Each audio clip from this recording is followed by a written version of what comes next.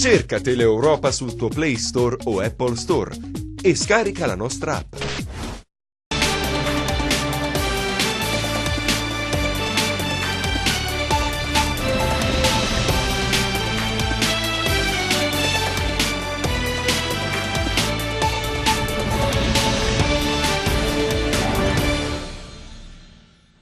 Buon pomeriggio, benvenuti a un nuovo appuntamento con Linea Rovente. Oggi ci occupiamo di alimentazione, salute, benessere, ma entriamo nello specifico parlando di tiroide.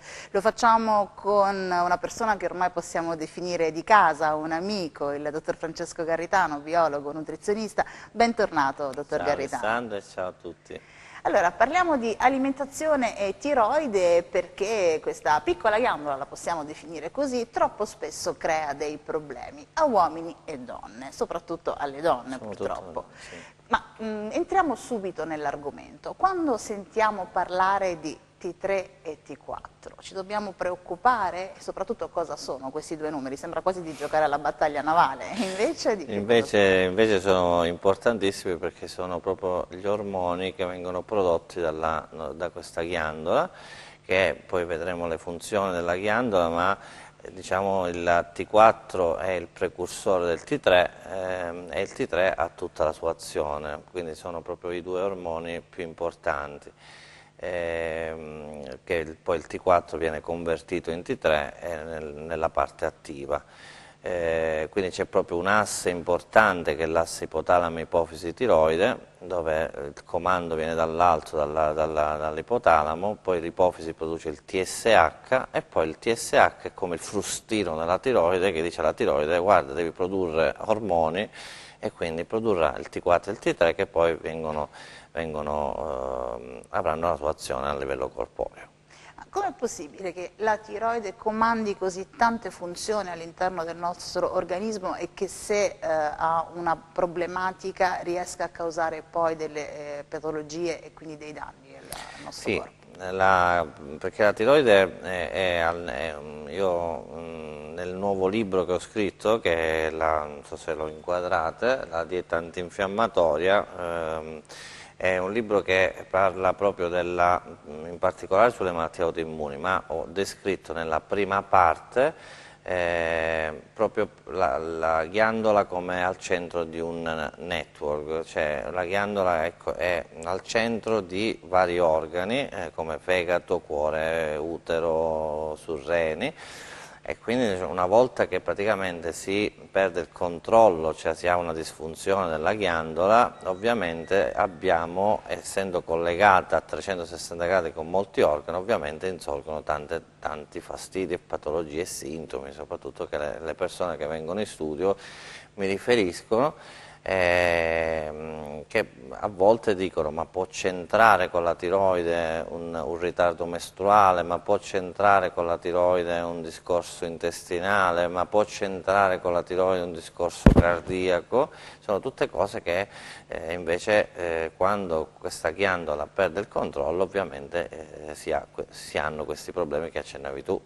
Quindi patologie importanti che possono dipendere da un cattivo funzionamento della tiroide. Certo. Quando la ghiandola funziona male parliamo delle classiche patologie, parliamo di ipotiroidismo, che è praticamente una ghiandola che funziona più lentamente, no? Ovviamente il caso contrario è l'ipertiroidismo, la ghiandola invece funziona troppo rapidamente.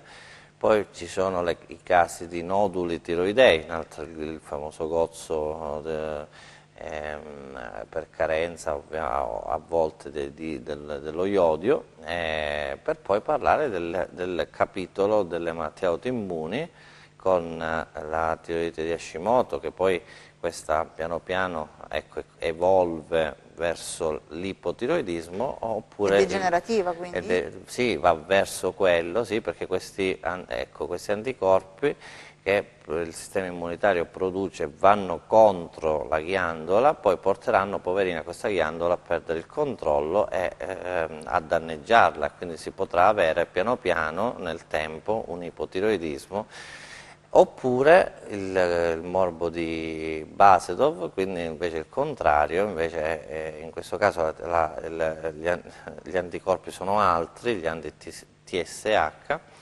e quindi questi invece portano invece al discorso ipertiroidismo, che poi in questo caso la conseguenza farmacologica è abbastanza, a volte si può risolvere a livello farmacologico, ma bisogna cercare di poi intervenire anche con l'alimentazione, che sono le due cose che vanno in accoppiata. Certo, fermo restando infatti che ci si deve sempre rivolgere allo specialista per quanto riguarda il discorso della tiroide, c'è da abbinare anche un discorso sempre di alimentazione, ecco perché parliamo con lei oggi proprio della patologia. Alessandra, ti volevo interrompere su questo perché io tengo a ripetere che sono un biologo nutrizionista, onde evitare confusioni, che ovviamente lo specialista rimane sempre il punto di riferimento.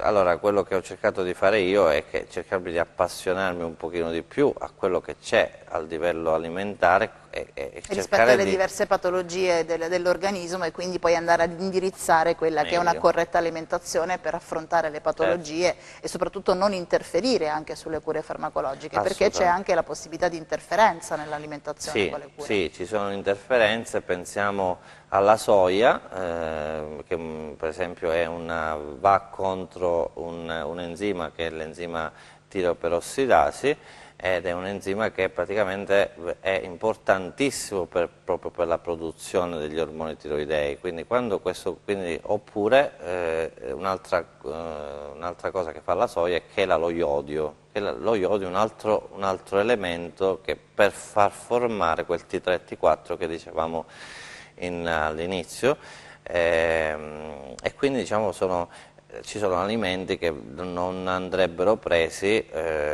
in concomitanza o con il farmaco o comunque se in caso di disfunzione tiroidea. Ecco, ha fatto bene infatti a precisarlo, perché il ruolo in questo caso del biologo nutrizionista è quello di andare a studiare il tipo di alimentazione abbinato magari alla cura farmacologica o comunque davanti a una patologia ben specifica, e quindi per cercare di limitare quelli che possono essere i danni arrecati da una cattiva alimentazione e integrare una cura e una corretta alimentazione rispetto appunto a una casistica specifica. Quando appunto si dice che ciascuno deve mangiare in base a quello che è il proprio organismo, forse questo è il caso più eclatante di cui si può parlare. Cioè, l'alimentazione, io dico spesso e volentieri, è spesso trascurata, quello che sto vedendo in giro per l'Italia. Tu sai che l'altra volta abbiamo parlato dei miei studi che vanno da Milano a Catania, quindi si fa il giro del mondo, il discorso che sto vedendo è che si dà poca importanza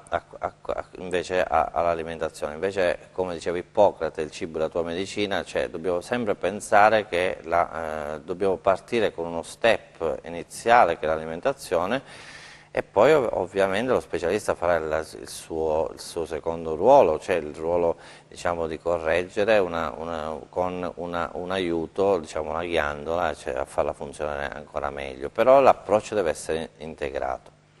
Esistono alimenti ovviamente che facilitano anche l'assunzione e l'assorbimento dei farmaci?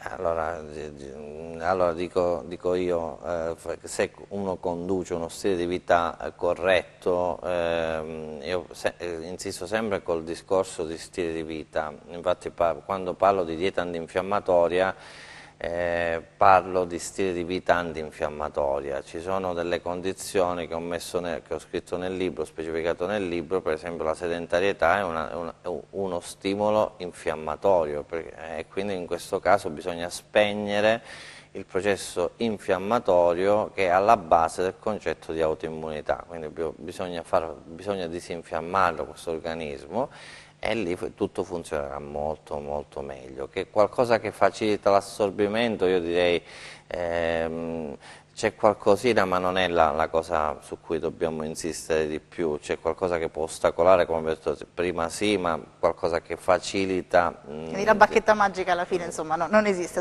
cerchiamo sempre di trovare le scorciatoie, in questo caso volevo magari... No, anche perché ti dico una cosa, giusto per far capire a chi ci sta ascoltando una favoletta che io racconto sempre. Abbiamo questa macchina che va a 130 sull'autostrada, a un certo punto trova uno stop e allora prende la stradina di campagna.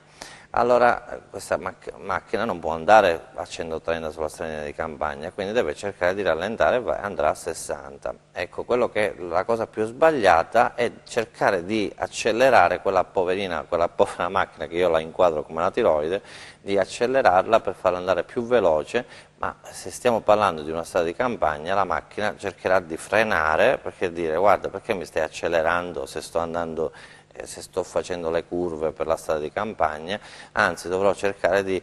E quindi la macchina da sola si regola e tornerà di nuovo alla stessa velocità di prima, per poi di nuovo, se cerchiamo di forzare il sistema, di nuovo cerchiamo di riportarla a 130 la macchina, perché il corpo è un corpo intelligente, capisce... Va in autoprotezione. Va in autoprotezione e quindi praticamente il freno a mano gli serve perché dice guarda, elimina più che altro l'ostacolo dell'autostrada. Io stavo andando bene a 130, capiamo quali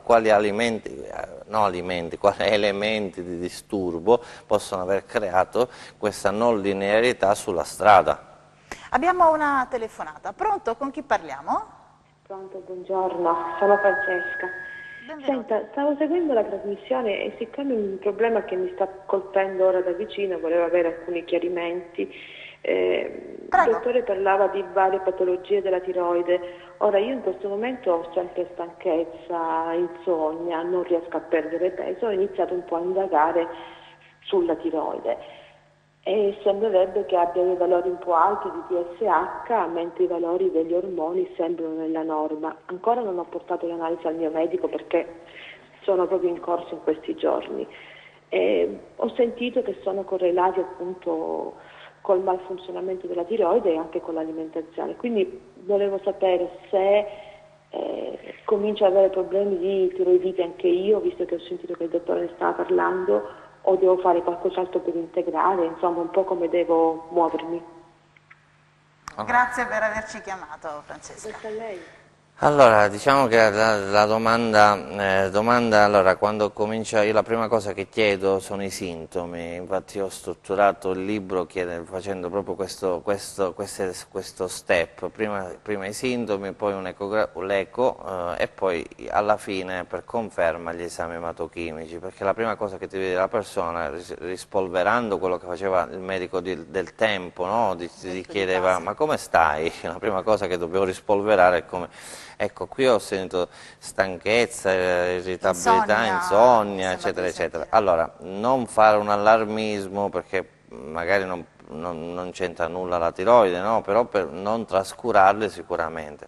Però poi andando a vedere un po', la signora, non so se l'eco non ha nominato un'ecografia, un'ecotiroide, comunque mi sembra che ho sentito TSH un po' più innalzato e gli ormoni. Allora, questa condizione potrebbe essere un ipotiroidismo subclinico che proprio come definizione, io do una definizione che ovviamente sarà poi compito dell'endocrinologo inquadrarla come tipologia. Gli consiglierei di fare gli anticorpi anti-TPO e gli anticorpi anti-TG, sono questi qua, perché questi qua ancora di più non vengono fatti, come forse parlavamo prima. Di solito ci si orienta a fare a volte solo il TSH nella ricetta, ma addirittura neanche l'FT3 e l'FT4, perché vengono considerati meno importanti, ma solo il TSH per regolare il dosaggio farmacologico. Ma io credo invece importante, come abbiamo fatto la prima domanda, andare a vedere, sì, la ghiandola produce FT4, però poi non lo converte in FT3, quindi diciamo ci può essere anche un problema di conversione e in quel caso dici, se io vado a forzare con il farmaco, mi trovo con un bel farmaco in pieno, un bel FT4 bello elevato, però un FT3 che non riesce a essere convertito dalla desiodasi, che è l'enzima che converte l'FT4 in FT3, quindi ci potrebbero essere problemi di conversione, ci potrebbero essere problemi degli anticorpi, quindi invito la signora che ha chiamato a fare gli anticorpi e a inquadrare meglio la situazione, che poi lo dovrà fare sempre lo specialista. Mi viene da chiederle anche come mai la tiroide influisce così tanto anche sulla variazione di peso? Perché io sento spesso dire ho problemi di tiroide per cui sono ingrassata improvvisamente, oppure non riesco più a perdere peso perché la tiroide funziona male. Infatti il primo campanellino d'allarme, quando la persona segue correttamente delle indicazioni alimentari, segue correttamente uno stile di vita sano e poi a un certo punto tende... Le chiedo scusa, mi risponde fra un attimo, teniamo questa domanda in stand by perché abbiamo un'altra telefonata, diamo precedenza ai telespettatori. Sì. Pronto, con chi parliamo? Pronto? Benvenuta in diretta, prego, chi è? Mi chiamo Anna e volevo rivolgere una domanda al dottore. Prego.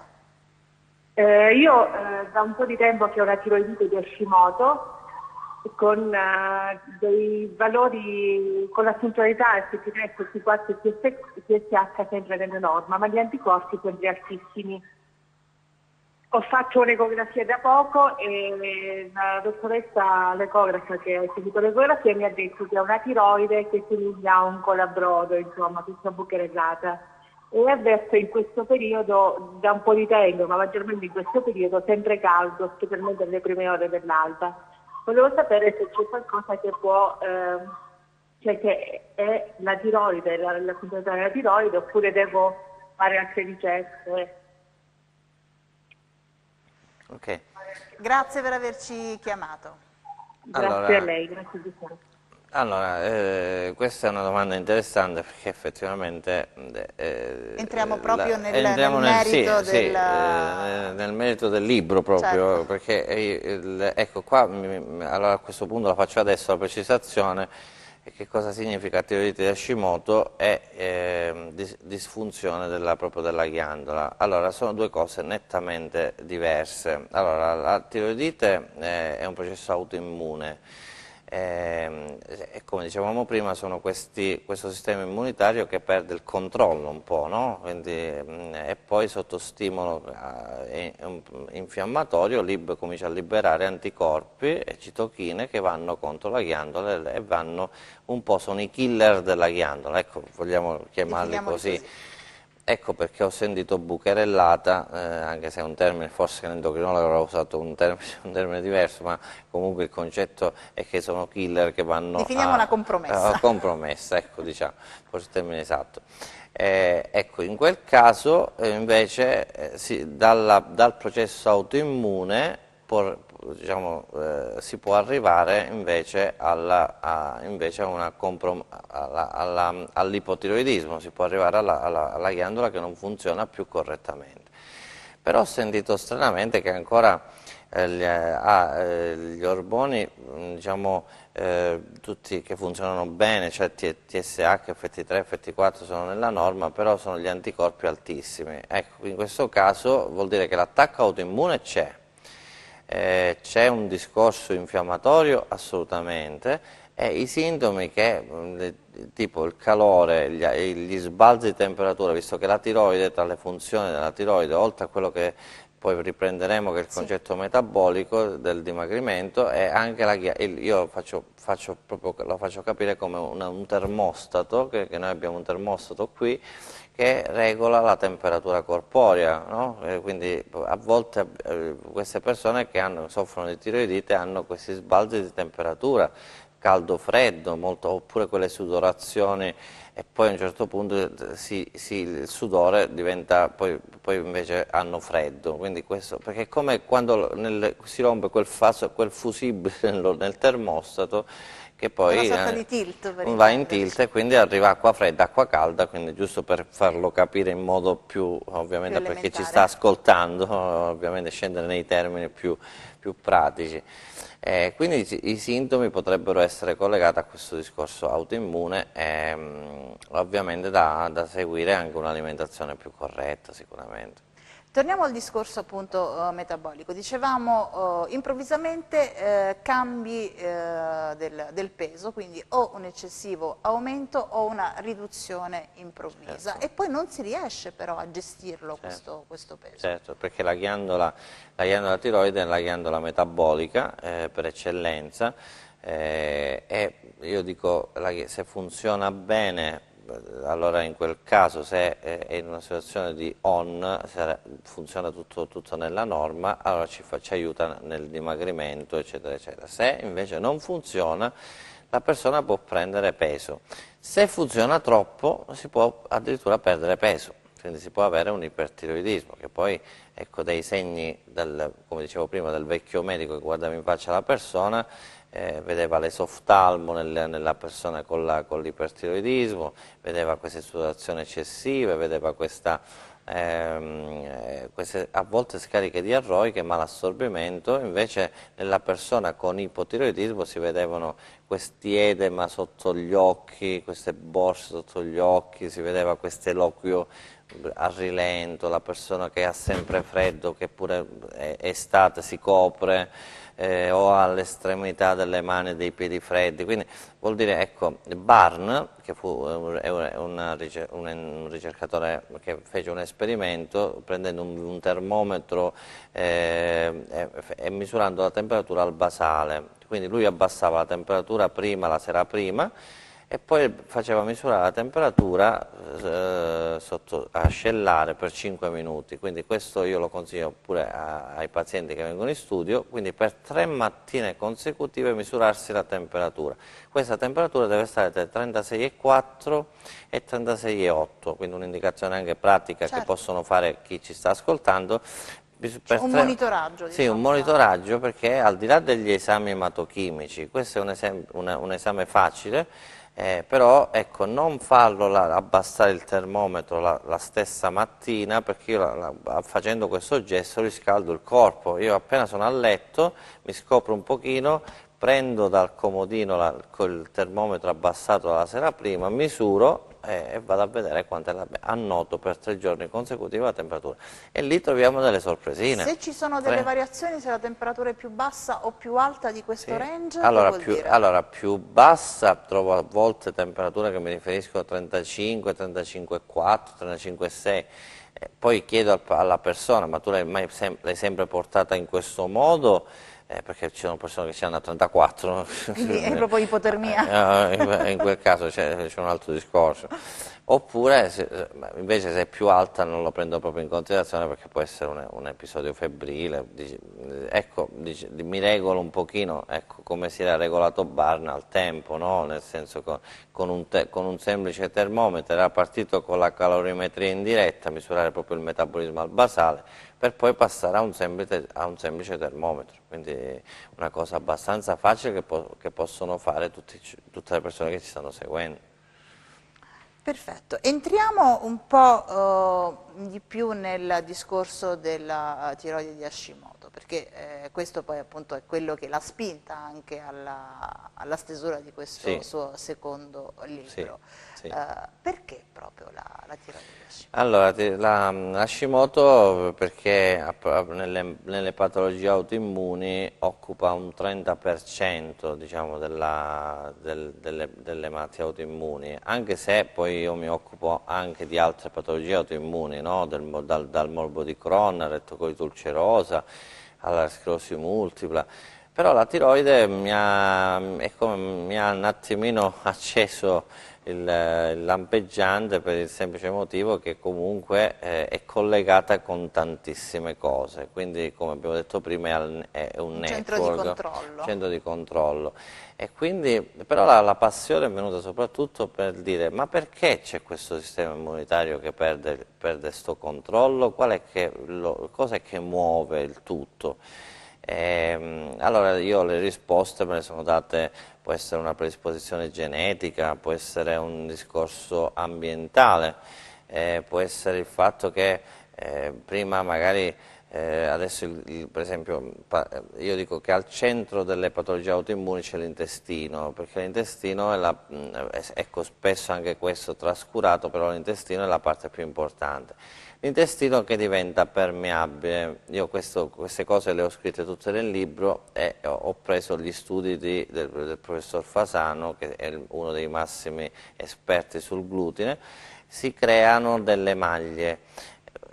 Ci fermiamo solo un istante perché penso che il discorso sia molto ampio e da approfondire. Allora ci prendiamo qualche attimo di pubblicità, restate con noi perché poi continueremo ancora a parlare col dottor Garritano di alimentazione e di tiroide. Restate con noi.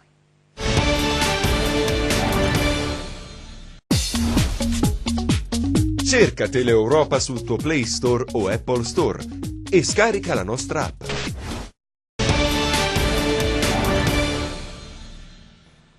Bentornati a Linea Rovente, stiamo parlando con il dottor Francesco Garritano, biologo nutrizionista di alimentazione e tiroide. Ci stava appunto spiegando il perché del suo essersi appassionato allo studio proprio della tiroide, nello specifico della patologia che deriva dalla tiroide di Hashimoto, e stavamo entrando nello specifico proprio del discorso che riguarda l'intestino, che è fondamentale per quanto riguarda anche il funzionamento di tutto il nostro organismo. Assolutamente, infatti mi riallaccio a questo discorso perché l'intestino una volta era considerato semplicemente un organo dove veniva fatto assimilato il nostro cibo, un organo a volte anche di scarto, ma adesso invece è fondamentale. Stavo spiegando prima come tra le cause dell'autoimmunità c'è l'intestino, cioè l'intestino diventa permeabile. Noi dobbiamo pensare all'intestino come queste maglie che sono strette se funziona bene, quindi lasciano passare ciò che vogliono far passare. Quando queste maglie dell'intestino diventano larghe, praticamente il passaggio di batteri, virus e di molecole proteiche che non vengono digerite bene, queste passano in modo indifferenziato e siccome da quest'altra parte ci sta l'80% del nostro sistema immunitario, i nostri soldatini stanno proprio del sistema immunitario, li ritroviamo per l'80% lì, perché poi l'intestino, guarda caso, ha una superficie molto estesa, si parla di un campo da tennis, no? Come superficie, e loro sono i primi attori che vanno a controbattere diciamo, virus, batteri. Ciò che filtra, sì. insomma. Ma in questo modo, quindi anche quando è molto permeabile l'intestino, queste molecoline, supponiamo proteiche, che passano, invece di essere scomposte in aminoacidi, passano tutte in modo indifferenziato. E quindi il sistema immunitario lo manda in confusione, cioè si crea sia un processo infiammatorio ma si crea anche un processo di confusione. E quindi il sistema immunitario dice: ma io devo attaccare questa proteina o una proteina che mi è simile, che si trova sulla ghiandola della tiroide? Quindi questo processo si chiama mimetismo molecolare. E quindi ecco la nascita della malattia autoimmune, perché praticamente il sistema immunitario attacca ciò che non deve attaccare, cioè invece di attaccare questa proteina attacca la tiroide, una proteina che si trova sulla tiroide. Quindi in pratica noi dovremmo cercare di agire dando i giusti segnali al sistema immunitario e farlo ragionare, cioè dirgli: guarda caro sistema immunitario, agiscimi bene su quello che è il tuo compito primordiale, cioè attaccarmi quello che devi attaccare, cioè quello che ho detto prima, virus, batteri, funghi, quello e candide e altre cose, e lasciami stare i miei organi. Questo è il concetto facile. Dovremmo mettere un po' di ordine, insomma, per intenderci, e invece purtroppo a volte questo non accade. Lei ha dettato anche poi delle linee guida alimentari, o comunque esistono delle linee guida alimentari per mantenere la tiroide in salute. Sì. Allora, prima cosa è che la tiroide ha paura della fame. Cioè quando mangiamo poco crediamo che faccia bene, invece no, per la tiroide no, perché la tiroide aumenta le disfunzioni. Aumenta, soprattutto va a frenare il nostro metabolismo, quindi si verificano varie disfunzioni. E quindi diciamo l'idea che ho sempre avuto è quella di, siccome lavoriamo col gruppo, con il dottor Speciani, su questo asse importante che appunto parte dalla leptina, che è l'ormone più potente che abbiamo, che si trova a livello del tessuto adiposo, questo va sull'ipotalamo, a dirgli: caro ipotalamo, segnala all'ipofisi, che è il sottufficiale, la ghiandola sottostante, di attivare la tiroide. Quindi ecco che noi lavoriamo sull'asse ipotalamo-ipofisi-tiroide attraverso la leptina. Ma per farla lavorare bene questa leptina io devo mangiare in quantità giusta e in qualità giusta, perché oggi il cibo è quasi tutto spazzatura, purtroppo. Lavorare sul concetto di proteina ad ogni passo, non diete iperproteiche, ma lavorare con la giusta dose di proteina. Il corretto bilanciamento anche degli alimenti. E poi soprattutto il movimento, che nel libro ho scritto che il movimento è uno stimolo pro-infiammatorio. Stare fermi il corpo si infiamma, quindi noi dovremmo cercare di dire, beh, 3 cose tenerle bene. Poi in queste linee guida lo stress purtroppo quello che fa, perché c'è anche un asse che è collegato al surrene, la tiroide surrene, quindi se lo stress si può dividere in acuto e cronico. Se è cronico si parla proprio di stanchezza del surrene, stanchezza surrenalica, che ha gli stessi sintomi, guarda caso, cioè il surrene ormai è spremuto, ha buttato tanto cortisolo che a un certo punto adesso il cortisolo è insufficiente, quindi abbiamo gli stessi sintomi di un ipotiroidismo. Quando invece abbiamo uno stress cronico, questo cortisolo può addirittura farci lo scherzetto di far lavorare male il sistema immunitario, ma di creare un'altra situazione mentre prima ho parlato di T4, FT4 in conversione in FT3 attraverso la desiodasi, il cortisolo può fare, invece di far venire questa conversione che sarebbe l'optimum, no? Che abbiamo detto l'FT3 che ha la sua azione, addirittura far formare l'RT3 che sarebbe il reverse, quindi l'ormone che invece frena la nostra ghiandolina. Quindi sicuramente oggi rallentare sul discorso dello stress è importantissimo. Penso che chi di noi oggi purtroppo un po' di stress ci ha accumulato, l'abbiamo, ce l'abbiamo un po' tutti. E dobbiamo cercare io come dico sempre, staccare un po' la spina ogni tanto, mangiare meglio, ecco, se poi mi usi quella famosa frase che dico spesso, colazione da re, pranzo da principe, cena da poveri, riprendere il concetto della crononutrizione. E quindi sicuramente in questo modo e curando la qualità degli alimenti, perché se andiamo nel nostro cibo c'è molto zucchero, ci sono molti picchi dell'insulina, l'insulina che ricordo a chi ci sta seguendo che è un pro-infiammatorio, perché praticamente infiamma. Parleremo poi anche dei diversi gradi di infiammazione, perché anche quello è un argomento che so che le sta particolarmente a cuore, ma adesso abbiamo una telefonata di un telespettatore. Pronto, con chi parliamo? Salve, sono Chiara. Benvenuta in diretta. Buongiorno dottore. Senta, dottor Garritano, io faccio parte del suo gruppo su Facebook, ho letto di questa dieta antinfiammatoria, però una cosa non mi è chiara, soffro di tiroidite di Hashimoto.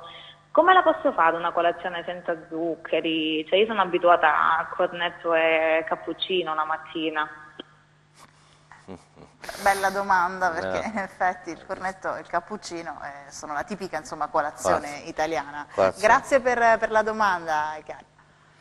Allora rispondo, allora, approfitto innanzitutto del gruppo, che cos'è questo gruppo Facebook? Io ho un gruppo Facebook si chiama proprio, è un gruppo sulla tiroidite, no? Su tiroidite e alimentazione, no? Ovviamente. Da gennaio ad oggi abbiamo superato veramente le 25.000 persone, quindi è un gruppo dove si dà informazione, è un gruppo informativo, no? Certo. Però ecco, la colazione è il punto debole veramente su cui devo insistere parecchio sulle persone, perché appena cominci a dire devi mangiare la proteina a colazione c'è lo svenimento quasi della persona, è il famoso uovo che ne abbiamo parlato in altre puntate precedenti. l'uovo la mattina, che poi non capisco perché l'abbiamo sempre mangiato da piccolini, però adesso... L'uovo sbattuto, io mi ricordo, sì, o no? Però ce lo facevano con lo zucchero le nonne. Sì, là sbagliavano, però se andiamo a vedere anche l'attività fisica che si faceva quando eravamo piccoli, eravamo sempre quasi dopo i compiti, almeno mi ricordo io, sì. Dopo i compiti si andava sempre a giocare e non si tornava quasi mai a casa, no? Quindi erano altri tempi, no? Quindi, si stava meglio quando si stava peggio, sì. da una parte.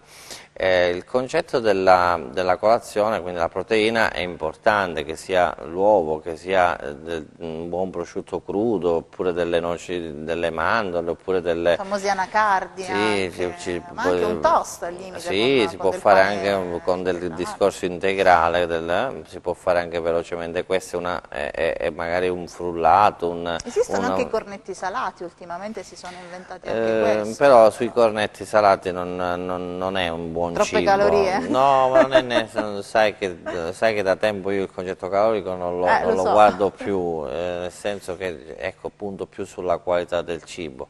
Allora, il discorso del cornetto, ecco, pure una crepe, farsi una crepe o un pancake, no? Che poi uno dice ma io non ho tempo, ma se uno se lo prepara la sera prima delle crepe, poi ci mette dentro un po' di marmellata senza zucchero che si trova facilmente, ci mette dentro un po', oppure qualche fettina di crudo, con un bicchiere di latte vegetale, che può essere un latte di avena, di cocco, un frutto prima, sinceramente la colazione veramente cambia totalmente rispetto al Come la mettiamo però in questo caso, mi viene da pensare, con l'intolleranza al glutine o con chi invece soffre di celiachia, che ricordiamo poi essere due cose anche totalmente diverse, perché molti invece ancora la confondono, l'intolleranza dalla celiachia. Infatti hai fatto una bella domanda, perché effettivamente c'è una grossa confusione, perché quando io faccio nella dieta antinfiammatoria o ruoto o elimino il glutine, la prima domanda che mi viene fatta dallo specialista: ma mica è celiaco? Ho capito, celiachia no, ma se andiamo a vedere in letteratura, perché poi all'interno del libro veramente sono almeno 20 pagine di bibliografia che sono stati presi da motori di ricerca seri, abbiamo fatto ricerca su PubMed. C'è molta gluten sensitivity, cioè se significa non essere celiaco, ma significa che il glutine dà molto fastidio. Io ti ricordo, e ricordo a chi ci sta seguendo, che il glutine è cambiato nel tempo, e mentre le spighe erano molto alte molti anni fa, adesso le spighe sono quasi a metà, quindi il grano è cambiato dal punto di vista del fenotipo, ma è cambiato anche dal punto di vista del genotipo, che significa dal punto di vista genetico. Quindi adesso il glutine è molto, la gliadina in questo caso, che è quella coinvolta, libera molta zonulina. Questa zonulina, che abbiamo detto a livello intestinale, apre le maglie e le fa diventare sempre più larghe. Ecco perché io nella dieta antinfiammatoria il glutine lo faccio ruotare o addirittura togliere proprio per disintossicare e fare in modo che l'infiammazione possa finalmente... Piano piano, per poi, ecco, uno mi dice, ma se non ho il glutine allora non mangio nulla. No, non necessariamente. Assolutamente, è un concetto sbagliato, perché abbiamo la quinoa, abbiamo il grano saraceno, abbiamo il riso, abbiamo il teff, abbiamo il ciufo, abbiamo sorgo, abbiamo altri alimenti. Cioè io gioco a volte con i pazienti dicendo: ve ne tolgo 5, ve ne metto 12, perché di alimenti... Lì forse è soltanto poi una questione di un po' di pazienza e di abitudine, perché poi gli alimenti in effetti alternativi esistono, ci sono e sono altrettanto buoni e godibili. Abbiamo un'altra telefonata. Pronto, con chi parliamo? Salve, sono Andrea, chiamo da Cosenza. Benvenuto Andrea, prego. Sì, allora, anch'io faccio parte del gruppo Facebook del dottor Garritano e spesso leggo su questo gruppo che non è il lattosio a dare problemi, ma bensì le caseine. Ecco, mi rivolgo un po' alla questione colazione, un po' ai latticini e quant'altro. Dottore Garitano, anche i latticini sono Vero. un'altra bestia nera della tiroide? Sì, perché vanno sempre a dare fastidio a questo intestino. Tanto ringraziamo e salutiamo il telespettatore che ci ha contattato. Danno fastidio tanto all'intestino, quindi vanno sempre in quel processo di allargamento delle maglie, quindi io penso che sto insistendo molto sull'intestino perché è all'origine del processo, diciamo, di danneggiamento intestinale, è all'origine del processo autoimmune. E poi mandano in tilt il sistema immunitario, che abbiamo detto che sta lì. Quindi diciamo che i latticini, però ecco, non è un dramma, perché poi comincio piano piano a dare i formaggi stagionati 36 mesi, quelli che sono privi di caseina, perché più il tempo è lungo di stagionatura, più la caseina viene rotta, e quindi praticamente quelli là sono privi di lattosio, quelli che si hanno per i bimbi, no? Io ho una bimba piccola di 9 mesi, quindi cominciamo con i formaggi stagionati, perché gli dà meno fastidio sicuramente, no? Quindi non gli manda in tilt il sistema immunitario, sappiamo che soprattutto dopo lo svezzamento... Più facilmente digeribile, quindi? Facilmente digeribile, quindi nei bambini si inizia proprio piano piano, dopo i 6 mesi, con lo svezzamento ad agire proprio con questi. Quindi i latticini, abbiamo introdotto una seconda categoria, che sono i latticini. La prima era il glutine, e poi ci sono altri alimenti che abbiamo nominato pure prima, la soia, sì. Il mais, ma il mais, per esempio il mais, non abbiamo nessuno studio contro il mais sulla tiroide, però il mais è tutto quasi OGM. Quindi purtroppo il problema non è più, come ho scritto nel libro, il mais ancestrale, il mais degli indiani d'America, ma è un mais totalmente cambiato. Poi ci sono per esempio la melissa, per esempio la melissa è un rallentante della funzionalità della tiroide, tant'è vero che io per esempio nell'ipertiroidismo do la melissa, perché la melissa invece rallenta, quindi ci sono tutte le tisane del mondo, tranne la melissa in questo caso, e varie altre sostanze, per esempio. Ormai che ci siamo, continuiamo sull'alimentazione, sì. Visto che la parte che mi sento mia, ovviamente, le solanacee. Quando si parla di solanacee parliamo di patate, pomodori, peperoni, melanzane, pepe, peperoncino, e rientrano anche le bacche di goji. Queste qui ovviamente non c'entrano nulla con il discorso tiroideo, perché uno mi può dire ma io non ho trovato nessuno studio che le solanacee facciano male alla tiroide, ma fanno male all'intestino, e siccome dall'intestino parte tutto, quindi cerchiamo di farlo riposare per un paio di mesi senza questi, per poi anche un pochino i legumi, che danno un po' fastidio, ma i legumi danno un po' fastidio anche a chi è sano con il discorso intestinale. Però immaginiamo una persona che ha una leaky gut syndrome, ha una SIBO. Prima abbiamo parlato fuori onda abbiamo parlato un po' della SIBO. La SIBO è una sovracrescita batterica dove i batteri vanno a colonizzare, batteri che vengono dallo stomaco o dal colon, vanno a colonizzare una parte dell'intestino tenue che non è un habitat non proprio, no? E quindi in questo caso si hanno tutti i problemi sulla digestione, sul gonfio addominale, eccetera, eccetera. Quindi ecco, far riposare un pochino il corpo da questi alimenti. Per esempio, anche molti mi chiedono il caffè e il tè, che cosa c'entrano? Il caffè e il tè sono degli irritanti mucosali, e quindi praticamente chi prende caffè e tè, se io faccio l'esempio dell'imbianchino, stiamo pittando una stanza, un muro, allora praticamente viene il bambino, tocca la parete e praticamente il lavoro tutto perso. Quindi... Abbiamo un'altra telefonata. Pronto? Con chi parliamo? Salve, sono Marcello e chiamo da Cosenza, faccio parte del gruppo Facebook del dottore. Prego.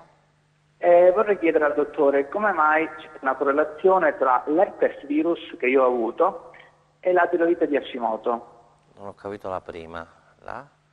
Ci ripete la domanda? Tra l'herpes virus che io ho avuto e la tiroide di Hashimoto. Ho letto che c'è una correlazione, però vorrei saperne meglio a proposito.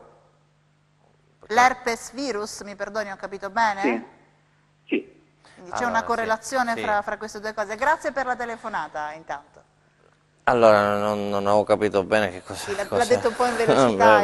Un po' veloce, ma allora sì, l'Epstein-Barr, il virus della mononucleosi, che fa parte della categoria dell'herpes virus.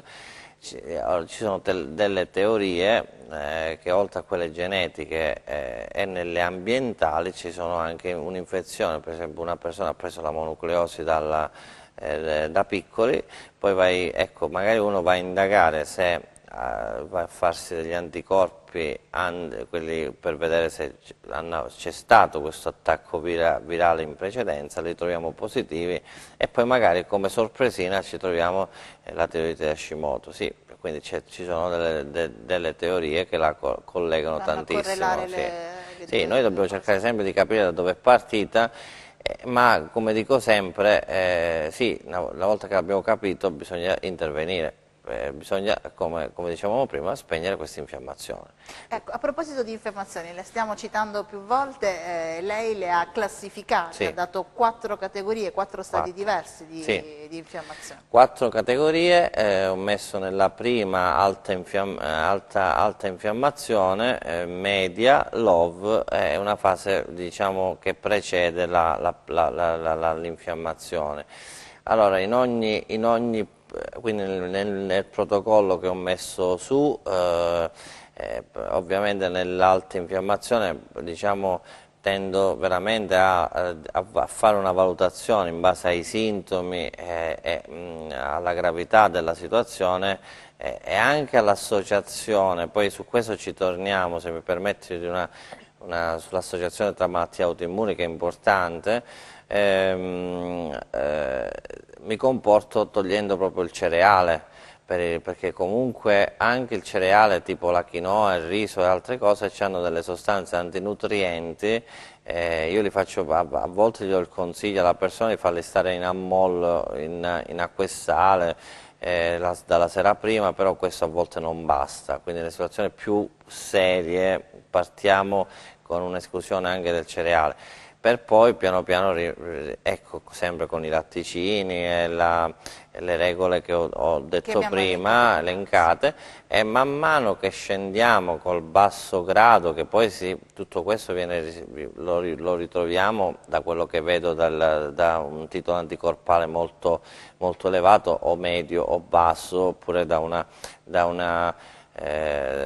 ecco, devo ringraziare anche un ecografista che mi ha fornito un po' la classificazione, no? Perché ovviamente le cose che non sono di mia competenza, mi sono appoggiato anche ad altri specialisti, no? Un ecografista il dottore Barbarossa, che mi ha dato anche una mano nel classificare gli stadi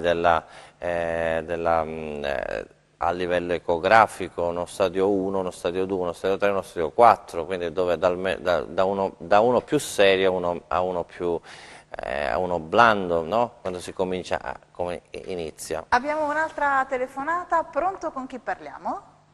Pronto, salve, sono Mattia e chiamo da Cosenza. Benvenuto, prego. Salve, senta, volevo chiedere al dottore cosa ne pensa della dieta Mima digiuno, perché ne ho sentito parlare, diciamo, ultimamente. Io fra l'altro sono un chimico e so che c'è questo professore che si chiama Walter Longo, che lavora negli Stati Uniti e che ha sviluppato questa dieta, e niente, ero interessato perché mi affascinava molto questa cosa, quindi volevo sapere che cosa ne pensava il dottore.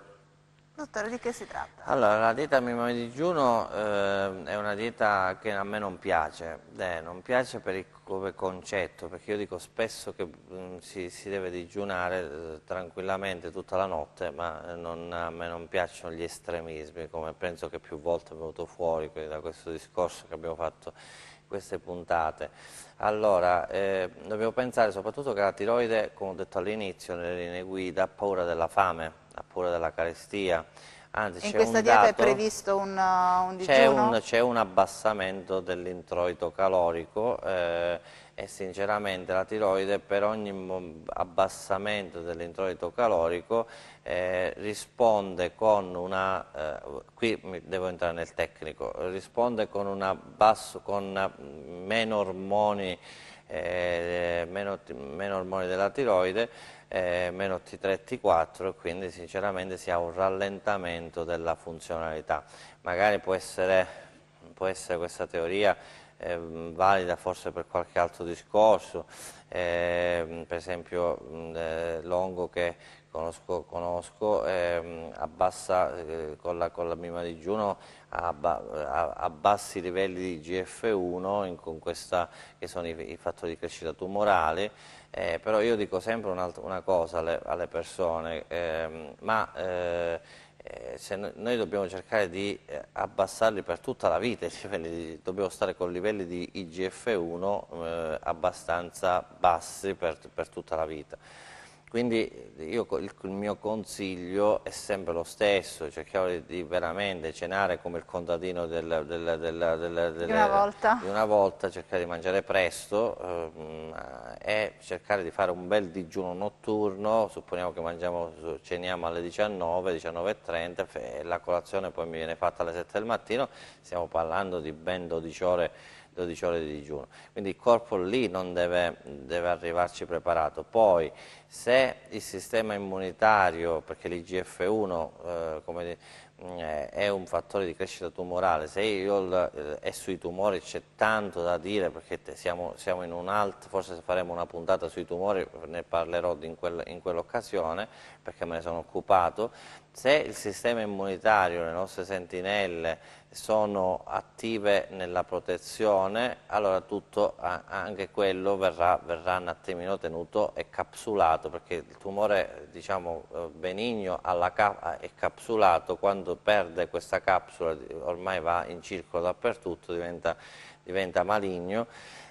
Poi il tumore, ci sono tante altre storie, e quindi la situazione si complica parecchio. Dottore Garitano, abbiamo terminato anche per oggi, il tempo è volato, so che avremmo voluto parlare di tantissime altre cose ed entrare ancora più nello specifico rispetto a questo argomento che tanto ha appassionato i nostri telespettatori. Io la ringrazio per essere stato qui anche oggi, grazie ai tanti telespettatori che anche nel corso di questa puntata hanno interagito con noi. Io come sempre vi auguro un buon proseguimento di giornata, naturalmente in compagnia dei programmi della rete. Arrivederci.